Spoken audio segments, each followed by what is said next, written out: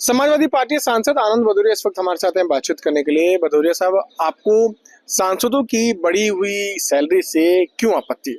नहीं, वस्तुतः मुझे सांसदों की बढ़ी हुई जो सैलरी और भत्ते हैं उस पर हमारी दीगर आपत्ति है कि हम सांसद यहाँ अपनी सैलरी बढ़वाने के लिए और भत्ते बढ़वाने के लिए नहीं आए हैं। हम सांसद अपने क्षेत्र के लाखों जनता की उम्मीदें लेकर के दिल्ली आए हैं। इसलिए हम चाहते हैं कि जो हमारी सांसद विकास निधि है वो हमारे उत्तर प्रदेश के अगर परिप्रेक्ष्य में हम देखें तो एक विधायक की, एक विधानसभा की विधायक निधि 5 करोड़ रुपए है और जो सांसद को जो निधि दी जा रही है वो 5 विधानसभाओं की 5 करोड़, उसमें 90 लाख जीएसटी, 10 लाख कंटिजेंसी। अब 4 करोड़ में प्रधानमंत्री जी कहते हैं कि आइए दलगत भावना से ऊपर उठ करके विकसित भारत बनाए। 4 करोड़ में क्या खाक विकसित भारत बनाने का काम करेंगे? और भारतीय जनता पार्टी के हर एक नेता और उनके मिनिस्टर और स्वयं प्रधानमंत्री जी कहते हैं 14 के पहले ये था, 14 के बाद हमने ये परिवर्तन कर दिया, 14 से पहले कुछ नहीं था, अब हमने इतना कर दिया।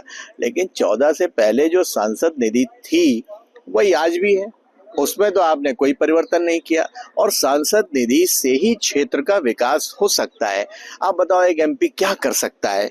यहाँ हम पार्लियामेंट के अंदर सिर्फ भाषण देने और कैंटीन में मेंदू वड़ा खाने तो आए नहीं है कि कैंटीन में बैठ करके मेंदू वड़ा खा करके चले जाएं। हम अपनी जनता के प्रति जवाबदेह हैं, इसलिए जनता की काफी उम्मीदें हैं। अच्छा ठीक है, आप मत बढ़ाइए, सांसद निधि भी मत बढ़ाइए, लेकिन प्रधानमंत्री ग्राम सड़क योजना के अंतर्गत जो आप सड़कें बना रहे हैं उसमें सांसदों को दे दीजिए 50 किलोमीटर। हर साल आप 50 किलोमीटर, हर महीने का 24,000 रुपए बढ़ा है, उससे आपको पर्सनल बेनिफिट नहीं होगा। आप 50 किलोमीटर सड़कें सांसद की सिफारिश पर दे दीजिए और जिससे कि कोई मानक उसमें न रहे, हम पूरे क्षेत्र का विकास कर लेंगे। आप सांसद निधि भी खत्म कर दीजिए, आप कोई तनख्वाह भी हमें मत दीजिए, आप कोई भत्ता हमें मत दीजिए, लेकिन क्षेत्र के विकास का कुछ हमें साधन तो दे दीजिए, जिससे कम से कम जिस जनता ने बड़ी उम्मीद के साथ हमें इस संसद भवन में भेजा है, इस उम्मीदों के साथ भेजा है कि हम क्षेत्र का विकास करेंगे, तो हमारे हाथ में कुछ है ही नहीं, हम कौन सा विकास करें? 5 साल बाद फिर उसी जनता के बीच में जाकर के जवाब देना है। 24,000 रुपए बढ़े आपके महीने के, आपको लगता है कि इससे आपका पर्सनल फायदा हो सकता है, परिवार का फायदा हो सकता है?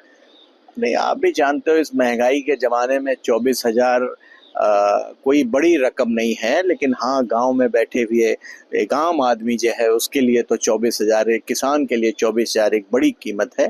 और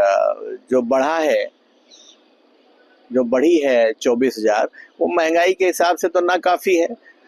उसका कोई आप ये भी नहीं कह सकते हो कि बहुत आपकी सैलरी और भत्ते बढ़ गए हैं, लेकिन सांसदों के सैलरी भत्ते बढ़ने से ज़्यादा जरूरी था इस देश के आम आदमी की, किसान की आमदनी कैसे बढ़े, बेरोजगार को रोजगार मिले, नौकरियां निकाली जाए। आप इस भत्ते से जो बढ़ाया है उसको वापस ले लीजिए, कुछ और आम जनता के हित में कोई फैसला ले लीजिए, हम स्वागत करेंगे। मैं सबसे पहले इस सैलरी को और भत्ते को छोड़ने के लिए मैं तैयार हूं।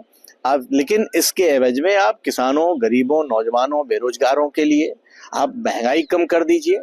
आप कह दीजिए कि हम इतना जो बड़ा हर महीने जो हमारे ऊपर भार पड़ रहा है और 5 साल में जो भार पड़ेगा सरकार के ऊपर, उसका पूरा बजट का निकाल लीजिए और उससे कोई एक नई योजना लॉन्च कर दीजिए, हम उसका स्वागत करेंगे।